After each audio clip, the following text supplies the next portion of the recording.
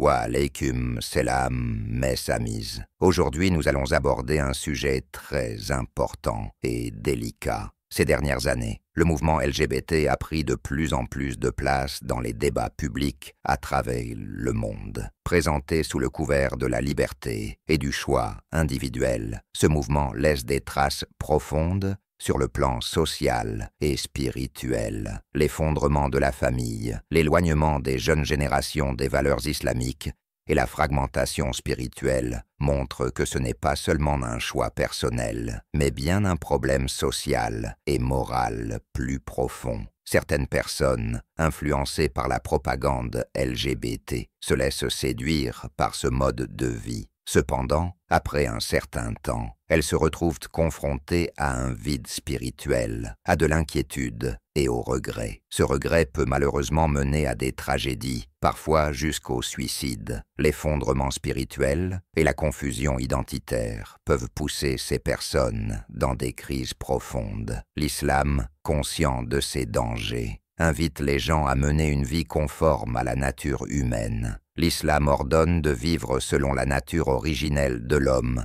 L'homosexualité est considérée comme un comportement contraire à cette nature. Dans cette vidéo, nous discuterons de la place du mouvement LGBT en islam, du concept de péché et des conséquences sociales et spirituelles de ces choix, tant pour l'individu que pour la société. L'homosexualité dans l'islam, comment est-elle perçue? L'islam est une religion qui guide l'homme à vivre en harmonie avec sa nature innée, fitra. Elle accorde une grande importance à l'ordre de la création, à la moralité et à la structure sociale. Dans le Saint-Coran, les versets concernant le peuple de Lot, Lut, indiquent clairement que l'homosexualité est considérée comme un grand péché aux yeux de Dieu. Le peuple de Lot, en raison de sa corruption morale, a subi la colère divine et a été anéanti. Cet événement n'est pas seulement une histoire passée, mais un avertissement et une leçon pour l'humanité. Notre prophète bien-aimé, Muhammad Mustafa, sallallahu alayhi wa sallam, a également qualifié l'homosexualité de grand péché dans ses hadiths. En islam, l'homosexualité n'est pas perçue comme un simple choix personnel, mais comme un mode de vie contraire à la fitra. Allah a créé l'humanité par paire et a ordonné la préservation de cet ordre naturel. La relation entre un homme et une femme ne se limite pas à la sexualité, mais vise à renforcer la famille et la société. C'est pourquoi l'homosexualité doit être considérée comme un péché qui perturbe cet ordre et qui, en conséquence, affecte non seulement l'individu, mais aussi l'ensemble de la communauté. Les preuves de la condamnation de l'homosexualité et du mouvement LGBT comme péché en islam. En islam, un péché se définit comme le fait de désobéir aux commandements et interdictions d'Allah. Chaque péché a des conséquences spirituelles, à la fois pour l'individu et la société. L'homosexualité est clairement interdite dans le Coran et qualifiée de grand péché. De même, notre prophète Muhammad, sallallahu alayhi wa sallam, a considéré cet acte comme une déviation grave. Sur le plan individuel, ce péché crée un vide spirituel et un profond malaise intérieur. Les jeunes qui sont influencés par la propagande du mouvement LGBT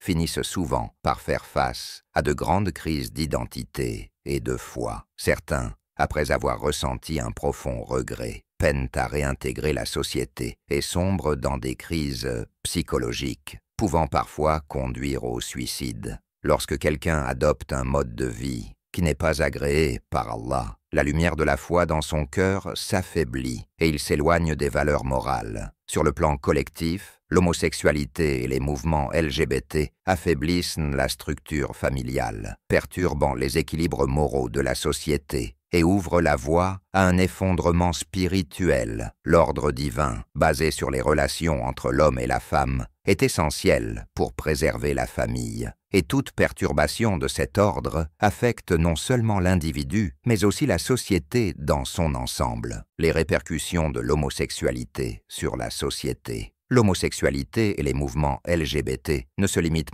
pas à des choix individuels. Ils ont des impacts profonds sur l'ensemble de la société. En islam, la société repose sur des valeurs morales et spirituelles solides, et la famille en est l'un des piliers essentiels. La propagation de l'homosexualité ne touche pas seulement la vie personnelle des individus, mais menace également la structure familiale. En effet, l'ordre divin repose sur la relation entre un homme et une femme. Lorsque cet ordre est perturbé, des dérèglements moraux et spirituels commencent à apparaître dans la société. Aujourd'hui, avec l'expansion des mouvements LGBT dans le monde entier, on observe un affaiblissement progressif du concept de famille, une diminution des mariages et une augmentation des divorces.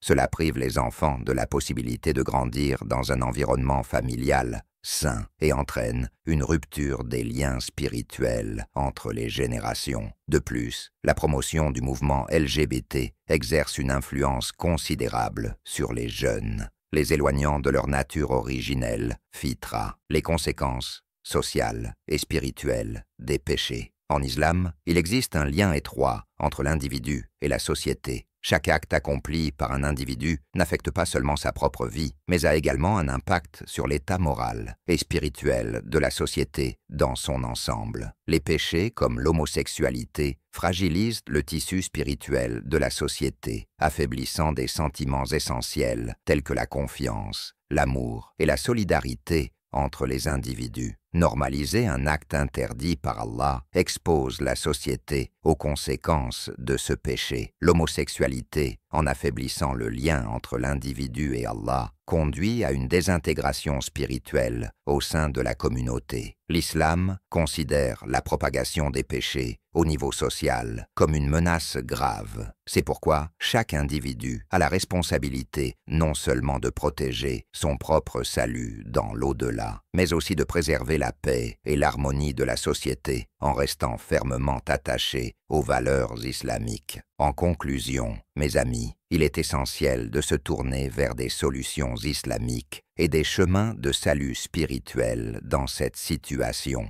Même si l'homosexualité et les mouvements LGBT se répandent dans le monde actuel, l'islam a une position claire et ferme à ce sujet. Vivre conformément aux commandements d'Allah et à la fitra, la nature innée, apporte paix et bonheur, tant à l'individu qu'à la société. Les péchés, quant à eux, entraînent l'individu vers une chute spirituelle, tout en ébranlant la structure morale et spirituelle de la communauté. Cependant, en islam, la porte du repentir est toujours ouverte, et Allah pardonne ceux qui se tournent sincèrement vers lui avec un cœur rempli de remords. En tirant des leçons de leurs erreurs et en revenant vers Allah, les individus peuvent préserver leur propre équilibre spirituel tout en assurant la paix au sein de la société, en s'accrochant fermement aux valeurs islamiques. L'islam montre le chemin du salut, non seulement pour l'individu, mais aussi pour la communauté tout entière. Il est donc de notre devoir de protéger nos valeurs morales et de vivre une vie qui obtient l'agrément d'Allah.